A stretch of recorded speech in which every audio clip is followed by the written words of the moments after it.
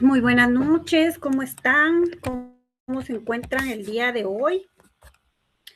Buenas noches, Jenner, gracias por darnos la bienvenida. Elena, Miguel, Rafael, Claudia, ustedes que están presentes, ¿me pueden decir si me escuchan, si me escuchan bien? Si tengo buen audio.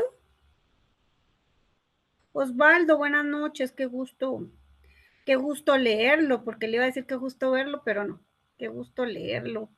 Osvaldo. Claudia, buenas noches. Bueno, yo digo que sí se escucha bien, espero que así sea. Gracias, Osvaldo, muy amable. Entonces empezamos con la clase del día de hoy, ¿verdad? Para que podamos terminar. Gracias, Rafael, muy amable. Gracias, Miguel, para que podamos terminar a la hora exacta, ¿verdad? Que a veces se pasa un poquito, pero también ustedes están recibiendo clases y también quieren descansar. Gracias, Osvaldo. Perfecto, Audiolita. Gracias, Jenner. Bueno, entonces, mientras tal vez se van integrando sus compañeros y compañeras, empecemos entonces con la clase del día de hoy para que, como les digo, terminemos a la hora exacta, tal vez con 5 minutos antes si se pudiera, para que tal vez ustedes se pueden conectar a otro curso. También sus días son laborales y pues ustedes también quieren descansar, ¿verdad? Y tienen razón. Bueno, empecemos entonces con la clase del día de hoy, miércoles, que es Moral y Ética Profesionales, con el código SH028. Estamos en la semana 9. Vamos a ver lo que son o hablar un poco acerca de los principios morales, la persona humana, las convivencias del ser humano y sus valores. El objetivo del curso de hoy es poder comprender los principios morales de la persona humana, como también así el análisis de los valores. Bueno, empecemos entonces hablando de los principios morales. Los principios morales son aquellos que nos van a guiar a nosotros en el juicio que nosotros tenemos de nuestras acciones, ¿verdad? Y el comportamiento dentro de la sociedad, porque yo siempre les he dicho a ustedes que las personas siempre a nosotros nos van a hacer juicios, ¿verdad? Por no decir nos van a juzgar, ¿verdad? Sino que nos van a hacer juicios, ya sean buenos o malos, ¿verdad? Según nuestras acciones. Entonces, estos principios morales van a ayudar a que nosotros nos podamos llevar bien con otras personas y también pueda surgir el respeto, ¿verdad? Y el derecho que todos tenemos por igual. Bueno, entonces, cuando hay principios morales, hay una conciencia interna. ¿Se acuerdan que hablábamos de la conciencia, verdad? Y hay también voluntad. La voluntad también es un principio moral que beneficia el sentido de la identidad. ¿Qué es la identidad?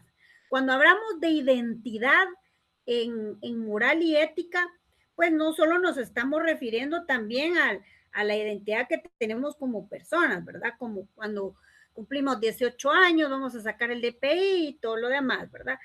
Sino que también estamos hablando de identidad de principio moral, ¿verdad? De los principios morales. La identidad que tengo yo moral. Bueno, entonces, cuando nosotros hablamos de identidad en moral y ética, nos estamos refiriendo a todos los valores que nosotros tenemos, a los principios morales que nosotros nos han inculcado desde que somos niños, ¿verdad?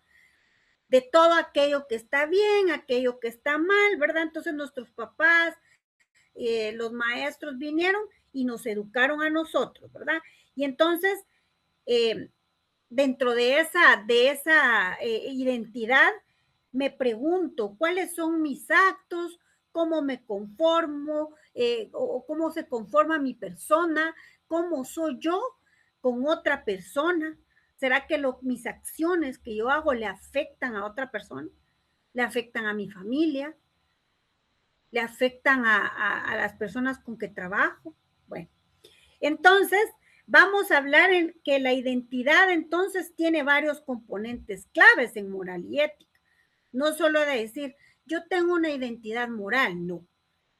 Tiene valores centrales, que son las creencias que nosotros tenemos, o los principios morales que tiene la sociedad, aquellos que yo les dije que nos impone la sociedad.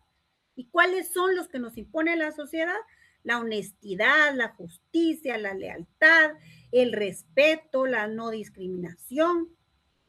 Entonces, ahí se va construyendo lo que es la identidad moral. Esa es una característica o un componente de la identidad moral. También la identidad moral tiene que tener coherencia. Y cuando dice tiene que tener coherencia, se está refiriendo a que lo que yo pienso lo voy a realizar, ¿verdad? Cuando se puede, ¿verdad? Si yo tengo un pensamiento, lo voy a hacer. Yo lo voy a hacer porque eso me va a salir bien. O no lo voy a hacer porque me va a salir mal, ¿verdad? Si, por ejemplo, yo valoro la honradez, ¿verdad? Y ya al otro día vengo yo y robo, por ejemplo, o yo tengo muchos valores, pero un día yo vengo y miento, entonces ahí ya no hay coherencia, porque ahí ya se fracturó lo que es la coherencia, porque los valores son una línea, yo siempre se los he dicho a ustedes, ¿verdad? Entonces ahí ya se fracturó y entonces ahí ya no hay coherencia, es como cuando estamos hablando, por ejemplo, de comida y terminamos, venimos y opinamos de ropa, ya nada que ver, ¿verdad? Entonces tiene que tener coherencia la identidad, también tiene que tener un autoconcepto, mi autoconcepto, por eso digo autoconcepto. ¿Cómo me veo yo como un agente moral, como un portador de los valores? ¿Cómo me veo yo? ¿Será que yo ayudo a los demás? ¿Será que yo defiendo a los débiles? ¿Será que yo soy una persona solidaria, empática? Ese es mi autoconcepto, cómo me veo yo, cómo yo me proyecto ante la sociedad y cómo vengo yo a decir, cómo me veo yo, por ejemplo, en un espejo y digo, ay, yo hago las cosas bien, yo ayudé a otra persona.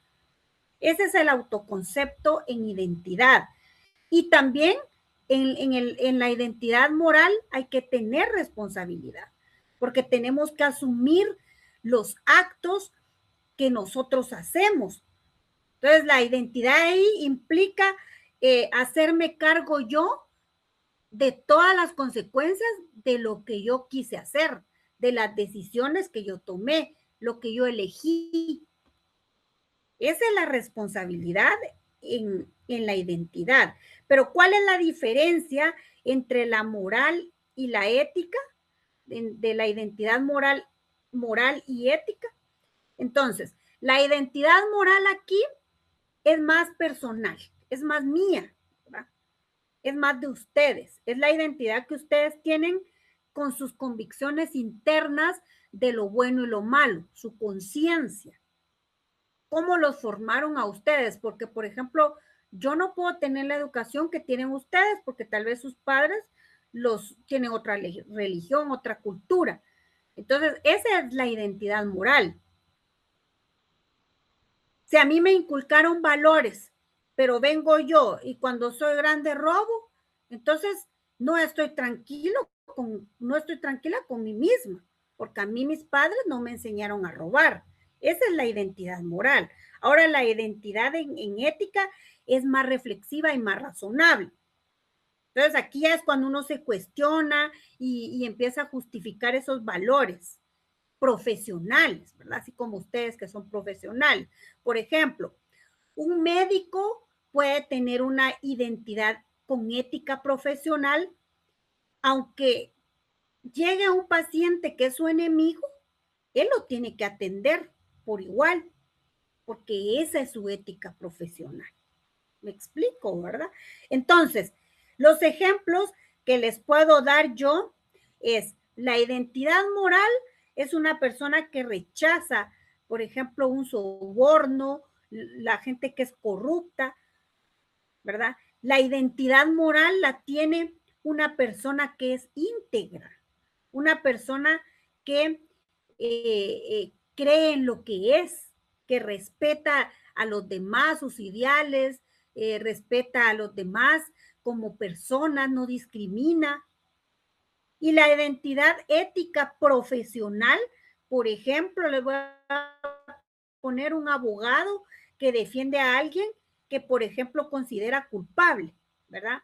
Entonces su identidad ética como abogado le exige garantizar a él un proceso, aunque su identidad moral personal no lo apruebe, lo desapruebe más bien, ¿verdad? Esa es una identidad ética profesional, porque él es su trabajo el que está haciendo, ¿verdad? Entonces, eso es lo que nos aporta lo que es la identidad en moral, y la autoestima también es parte de la ética y de la moral. La autoestima también no solo es querernos a nosotros mismos, valorarnos, querernos mucho, respetarnos. No, en moral también es cómo me respeto, cómo actúo yo delante de otra persona, cómo me ven las otras personas a mí en mis actuaciones. Entonces aquí se forma la autoestima moral y ética. ¿Por qué? Porque como yo les dije, todas las personas hacen juicios de los actos que yo tengo. Después de que yo actúo, entonces mejor yo me evalúo a ver qué hice yo correcto o qué hice yo incorrecto. Si yo lo hice correctamente, obviamente mi autoestima se va a elevar, me voy a sentir bien. Pero cuando yo hago algo que no está bien, entonces yo me siento mal, y entonces ahí yo sé que fracturé mis valores, entonces baja mi autoestima y me siento mal. Por ejemplo, si ustedes ayudan a alguien que tiene necesidad, ustedes se sienten bien con ustedes mismos. De igual manera, la autoestima tiene que tener coherencia, ¿verdad? Y eso lo hablamos también en la identidad. La autoestima moral es alta cuando hay coherencia entre lo que uno cree y lo que uno hace. Por ejemplo, el valor de la honestidad, cuando, por ejemplo, uno se encuentra tirado algún dinero y uno sabe de quién es y uno lo devuelve, entonces ahí tengo el valor de la honestidad y de la honradez.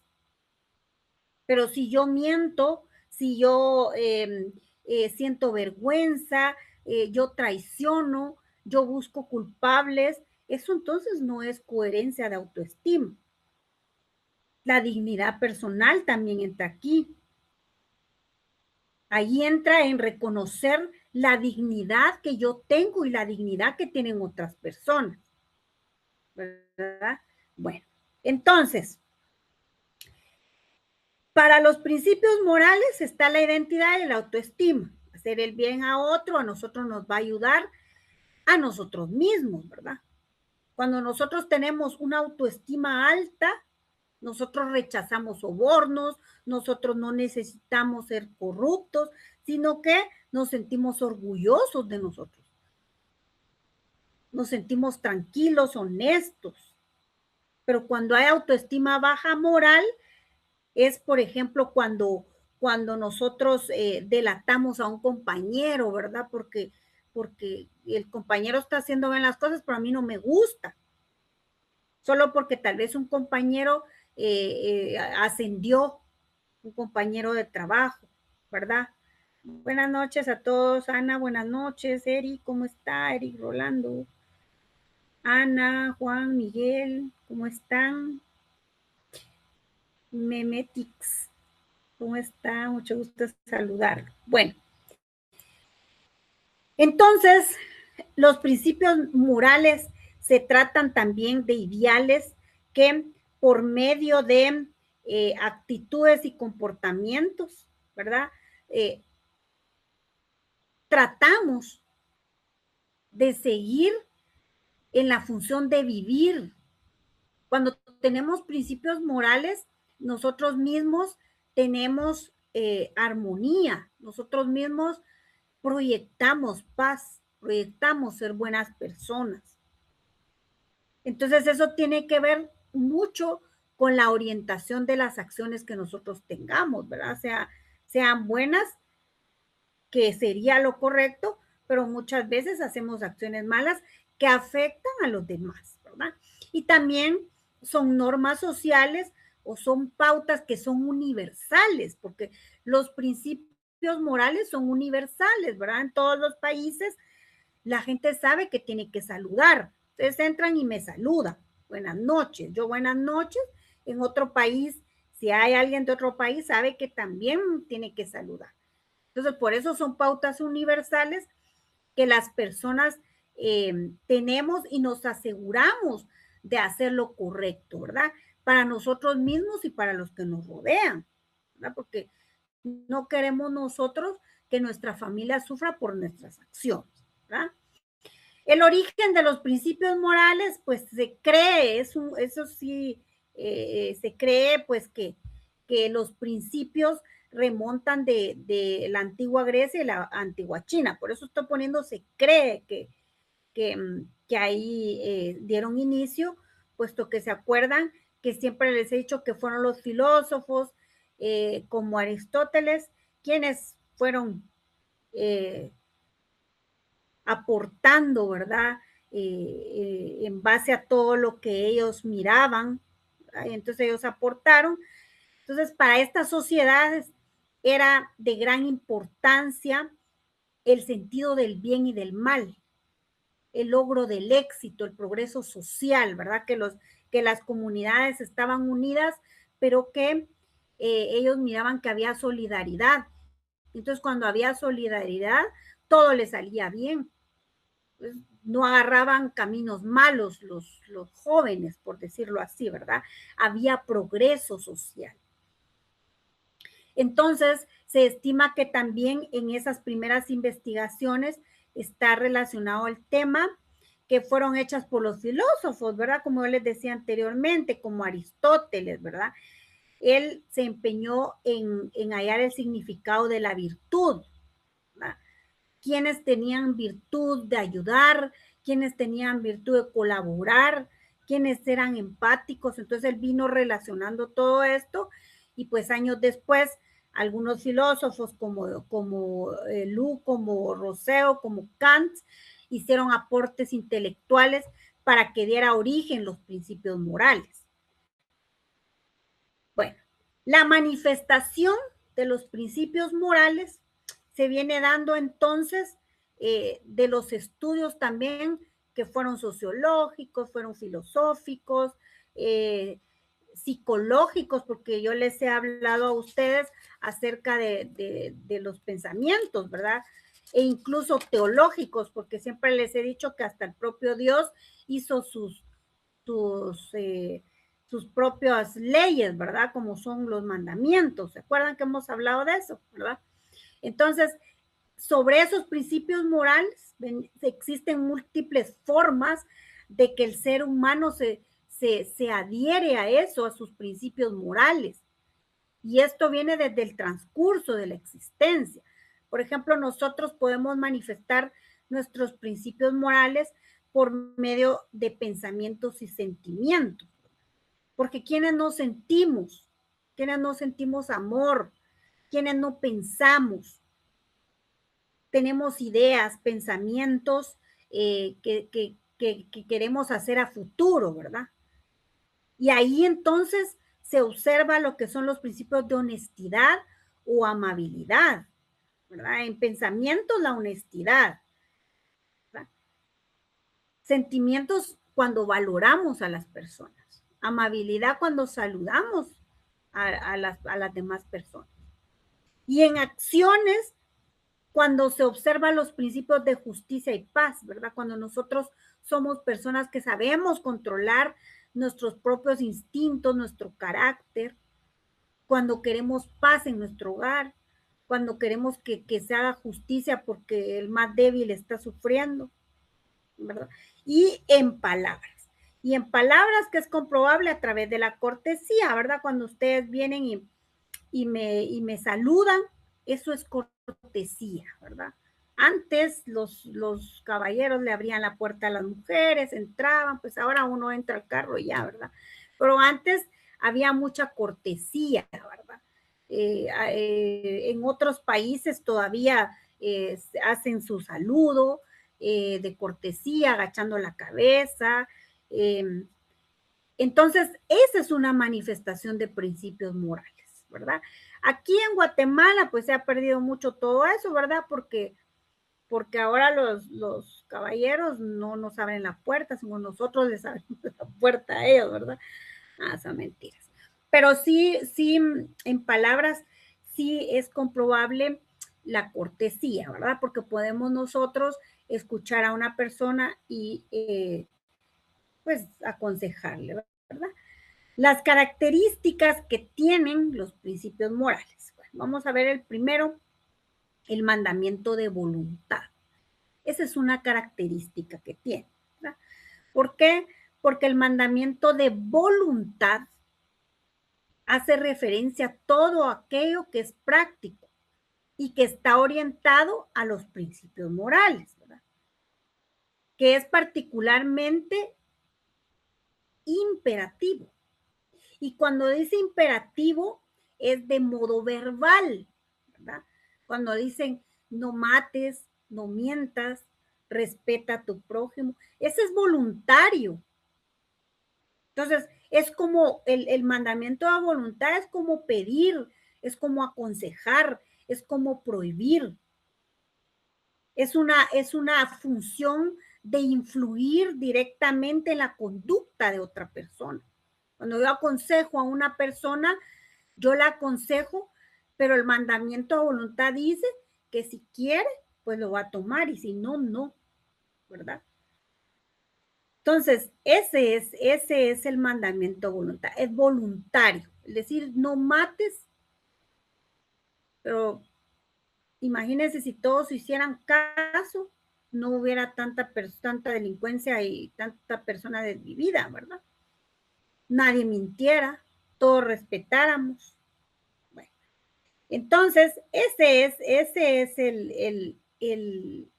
el orientador y es el modo imperativo en el mandamiento de voluntad. Ahora, en el carácter universal, está hablando universalmente, aquí entra entonces lo que es la aplicación de los principios morales. Bueno, ¿cuáles son los principios morales? En teoría es amar al prójimo, no mentir, igualdad, democracia, cooperación, sensibilidad, compromiso, empatía y todo lo que hay, todos los principios morales de los que hemos venido hablando, que son universales y que deben ser equitativos, ¿no? Yo tengo derecho a la justicia como otra persona también lo tiene.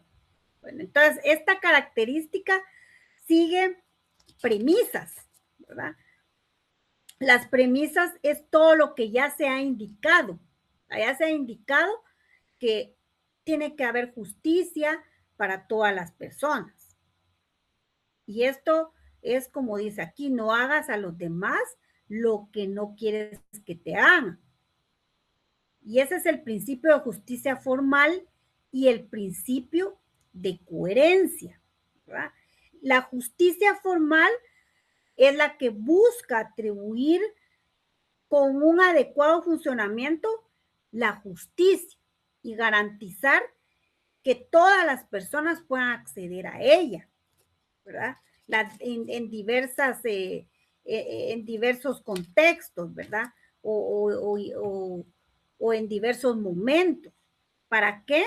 Para proteger sus derechos y sus condiciones de igualdad.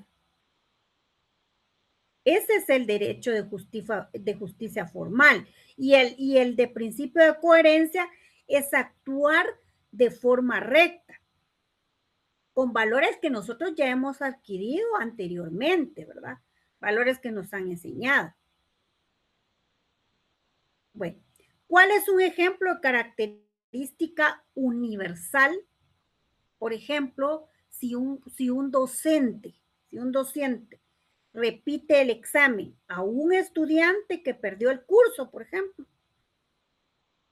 entonces vienen todos y le dicen, bueno, profesor, ¿por qué le está repitiendo solo el examen si perdimos 10? Entonces, si le repitió a uno el examen, le tiene que repetir a 10, porque ese es el principio de carácter universal, la equidad y la justicia, que debe ser equitativa. ¿Me explico?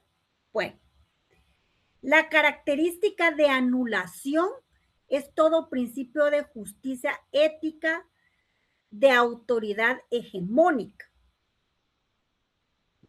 Y la hegemónica es que tiene poder. Eso quiere decir, de anulación. Y a veces sobresalen estatutos estéticos. Los estatutos estéticos pueden entrar la armonía. Las prudenciales y legales, los prudenciales son las reglas y las normas. Y los legales, pues son todo lo que la ley a nosotros nos prohíbe. Por ejemplo, puede ser oportuno mentir para cuidar mi reputación en la empresa, pero eso es moralmente incorrecto. Yo puedo decir, estoy enferma y no voy a dar clases, pero tal vez no estoy enferma, sino que me voy a ir a una fiesta. Entonces yo quedé bien porque yo les dije que estaba enferma, pero moralmente eso es incorrecto, ¿verdad? Bueno, entonces esa es la anulación de todo principio de justicia, que nosotros debemos de ser personas con principios morales que vengan desde que nosotros éramos pequeños, ¿verdad? Bueno, ahora, la característica de difusión del tiempo. En la difusión del tiempo entran los principios que una persona va heredando. Y lo va heredando por tradición oral, ¿verdad? Que pasan de generación en generación. Por eso dice difusión del tiempo. Puede ser dentro de la familia y puede ser también dentro de la sociedad, ¿verdad? Porque yo puedo heredar oralmente a mis hijos que sean católicos.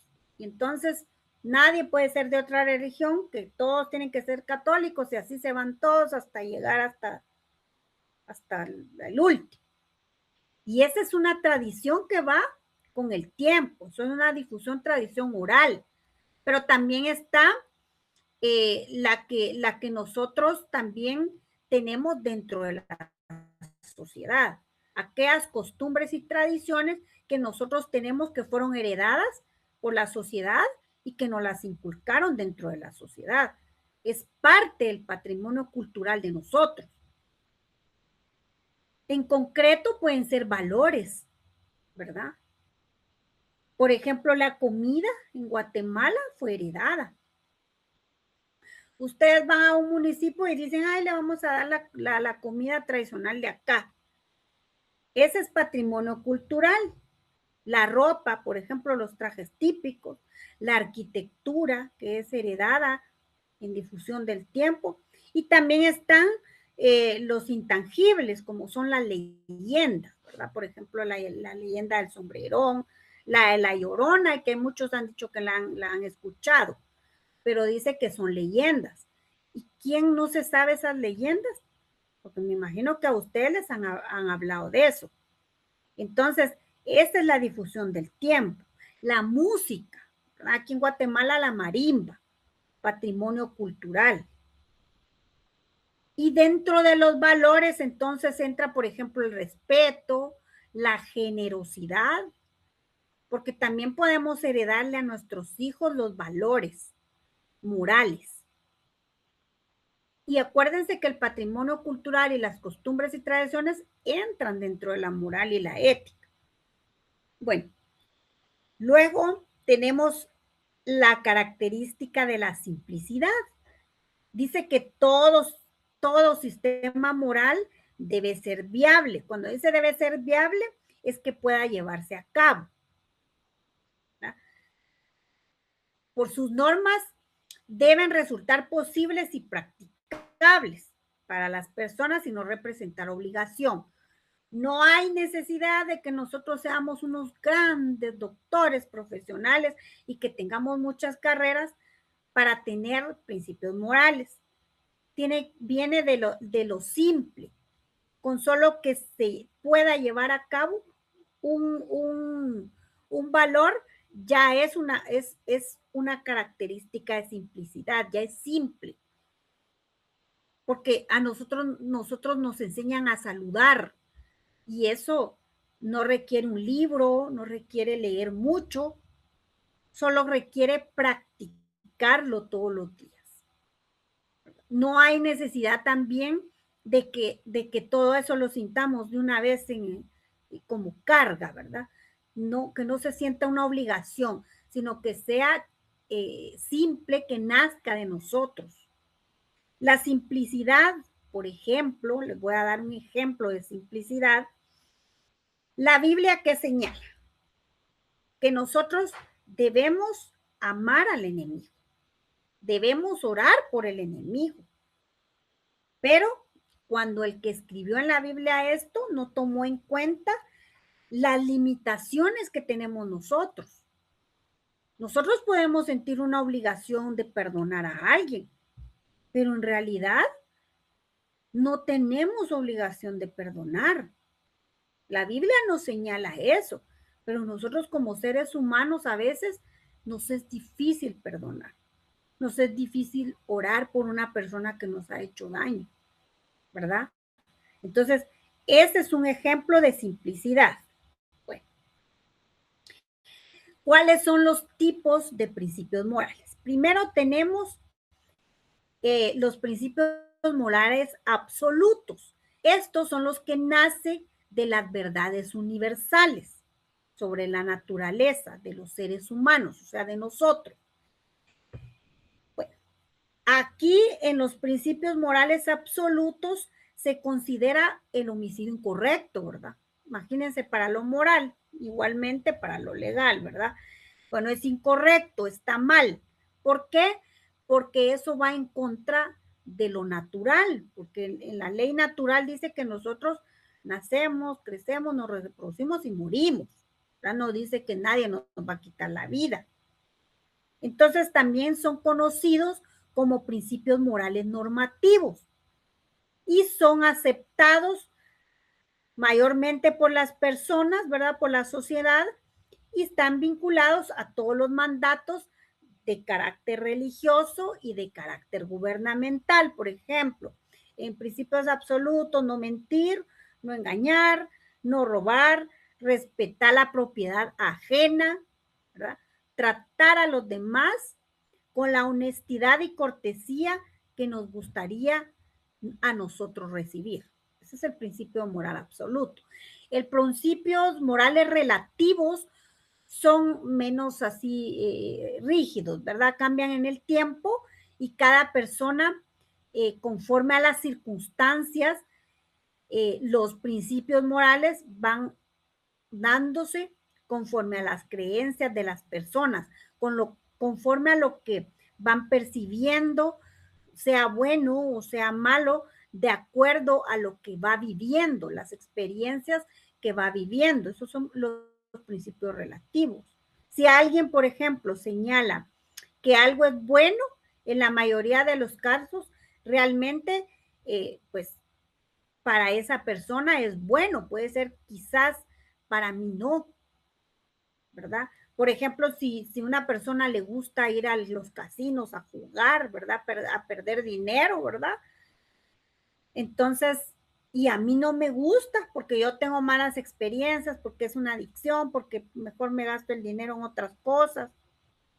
Entonces, para mí es correcto ir a jugar. Puede ser que para otra persona sea incorrecto. Para mí es correcto que cuando me paguen yo me compre mi vestido lujoso, costoso, pero para otra persona es algo incorrecto. Para otra persona es moralmente correcto cuidar el planeta y preservar el medio ambiente. Y otra persona puede estar tirando basura en la calle, quemando bosques y, no sé, desperdiciando el agua. Esos son los principios morales relativos. Los principios morales básicos son los principios morales de una guía universal, los básicos, que son simples, que nos alientan a tomar decisiones éticamente correctas. Se clasifican también de una manera muy sencilla por ser básicos, ¿verdad? Aquí no es necesario, como yo les digo, tener un amplio conocimiento, tener muchas carreras, ¿verdad? Sino que acá pues se practica la moralidad en los escenarios que cada día vivimos, en los contextos en que nosotros nos vamos desarrollando. Si nosotros tenemos principios, valores básicos, nos van a hacer mejores personas, mejores ciudadanos, vamos a ser personas respetuosas, nos vamos a considerar a las demás personas y nos van a considerar a nosotros, ¿verdad? Los que también tengan estos principios morales. Ahora, el principio de no maleficiencia señala que debemos evitar ocasionar daño innecesario a otras personas con nuestras acciones, ¿verdad? Y quienes no quisiéramos hacer eso, ¿verdad? Actuar siempre de buena manera para no dañar más a las personas que nosotros amamos, que están a nuestro alrededor, ¿verdad? Bueno, ese es el principio de no maleficencia. Ahora, el principio de beneficencia, este es el que ordena promover el bienestar a otras personas con nuestras acciones. Cuando nosotros ayudamos a otra persona, cuando nosotros somos personas eh, altruistas, somos personas que escuchamos, que sin que nos obliguen ayudamos. Entonces son buenas acciones que nosotros hacemos para promover el bienestar de mi comunidad, de mi colonia, de mi familia, ¿verdad? Y yo siempre les he dicho que cuando uno ayuda a su familia, pues es más fácil, ¿verdad? Porque uno los ama, uno siente amor. Pero ayudar a otra persona, pues sería mejor, ¿verdad? Porque entonces ahí nosotros estamos ayudando y no estamos poniendo sentimientos de por medio, ¿verdad?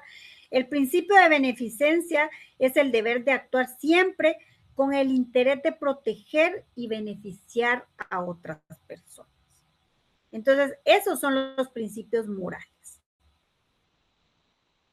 Bueno, ahora hablemos un poco de lo que es la convivencia humana.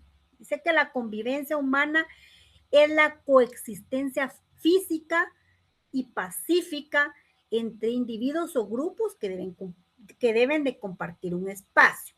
Decía Aristóteles, quien es capaz de vivir en sociedad y no tiene necesidad de ella, es porque se basta a sí mismo. Tiene que ser un animal o un dios, dice él, ¿verdad? Aquí diferimos nosotros, ¿verdad? Porque los animalitos también necesitan de nosotros, ¿verdad? Nosotros tenemos necesidad de vivir en sociedad. Nosotros no podemos vivir solos, por eso él dice que el hombre no puede vivir solo. Bueno, hay personas que viven solas, ¿verdad?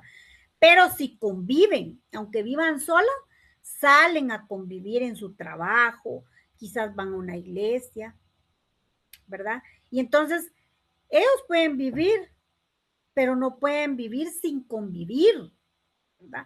No pueden ir a una fiesta y estar sentados y ver que todos están platicando, bailando y la persona sentada viendo solo qué hacen los demás. Es necesario relacionarse con otras personas, ¿verdad? Por eso dice que es, es, es vivir, pero también es convivir. Entonces, la Real Academia Española define la convivencia humana como aquella que implica vivir en compañía, ¿verdad? Vivimos en compañía. Desde la etimología, o sea, su origen, se señala que el término ya permite deducir que es una condición necesaria para el ser humano, dado que se deriva de la palabra conviviere, que significa cohabitar. Entonces, por eso le definió así la Real Academia Española, porque nosotros vivimos en condiciones de convivir con otra persona, de tener compañía de otras personas. ¿Cuáles son las características de la convivencia humana? Primero, no es opcional, ¿verdad? Es parte del hecho de que ninguna persona puede vivir aislada. Nadie puede vivir ahí por un lado y no convivir con otra persona porque va a necesitar ir a la tienda, va a necesitar tortillas, pan, todo lo demás. El ser humano es un ser social desde las sociedades primitivas.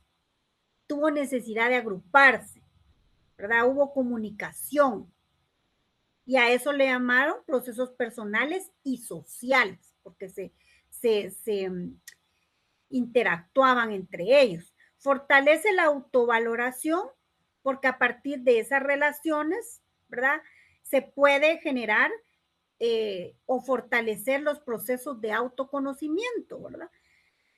Y hay estudios que dicen que las relaciones humanas señalan que la convivencia puede ser el punto de partida para que una persona sienta confianza, sea espontánea, sienta calidez, sienta emociones, ¿verdad? Y que pueda convivir con esos valores y las costumbres que hay dentro de la sociedad y que ellos escojan cuál de esos contextos puede actuar o puede interactuar. Y ahí entonces entra la autovaloración y pone a prueba a cada uno en relación a otro. Favorece el diálogo porque ahí hay diferentes posturas, ¿verdad? Ahí nosotros podemos defender nuestras ideas, podemos manifestarnos, nuestras necesidades, ¿verdad? Y podemos compartir o considerar puntos de vista y llegar a acuerdos, siempre respetando a los demás, ¿verdad? También sirve de base para la ciudadanía porque esta lo que hace es que cumple normas y favorece institucionalidad mente a otras personas que desarrollan su potencial en la convivencia, como los líderes, por ejemplo. Un líder favorece una comunidad. ¿Por qué? Porque ellos son los portadores de las necesidades que hay dentro de las comunidades. Entonces, dentro de la convivencia se necesita una autorreflexión, ¿verdad? Tener responsabilidad y saber entender la responsabilidad ante todo, ¿verdad? Primero que sea individual y ya después que sea social, para poder así defender todos los deberes que nosotros tenemos y los derechos que tenemos a partir de que nuestra participación sea democrática de cada uno, que lo estamos haciendo porque queremos. Implica valores porque la convivencia es un fenómeno que posee dimensiones tanto individuales como sociales. Es individual cuando se desarrolla en una persona, poniendo a prueba todos los valores aprendidos durante el recorrido de sus vidas, poniendo a prueba sus valores, sus tendencias, sus gustos, sus preferencias, características y sentimientos, hasta conformar creencias, ideas propias y surge de una combinación personal y moral, ¿verdad? O sea, de los valores. Cada uno de nosotros tenemos que tener valores humanos diferentes, ¿verdad? Yo puedo ser una persona honesta, otra persona no, pero puede tener otro valor esa persona. Cada uno tenemos valores humanos diferentes. Los que más se destacan es la honestidad, ¿verdad? La sensibilidad, la gratitud, ser agradecidos, ¿verdad? Nosotros por andar deprisa nunca agradecemos lo que otras personas hacen por nosotros. La humildad, cuando nosotros nos permitimos conocernos a nosotros mismos. La prudencia, ser prudente en los riesgos, en tomar decisiones, el respeto que nosotros tenemos hacia las demás personas, en la convivencia que tenemos con esas personas, el respetar la responsabilidad, cumplir con nuestras obligaciones.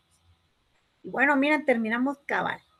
Bueno, entonces, si hay alguna pregunta, yo con mucho gusto se las contesto y si no, les dejo estas 5 preguntas para que ustedes puedan seguir estudiando para su segundo examen. Y llegamos hasta aquí con la clase del día de hoy. Espero que haya quedado entendida. Uy, qué difícil defender un caso antiético para un abogado, sí, Eric, Rolando, sí. Pero como es una ética profesional, si no, no hubieran muchos abogados, ¿verdad? Defendiendo a los corruptos, ¿verdad? El ser abogado también requiere mucha ética profesional y muchas veces es lo menos que hay en todos los profesionales, ¿verdad? Bueno, Osman, qué gusto de leerlo. Me da gusto que haya entrado a la clase. Rafael, gracias, muy amable, feliz noche, que descansen y les estoy enviando sus diapositivas dentro de un ratito. Claudia, muchas gracias. Feliz noche también para usted. Primero Dios, nos vemos el otro miércoles en la clase número 10. Gracias, Ever. Feliz noche.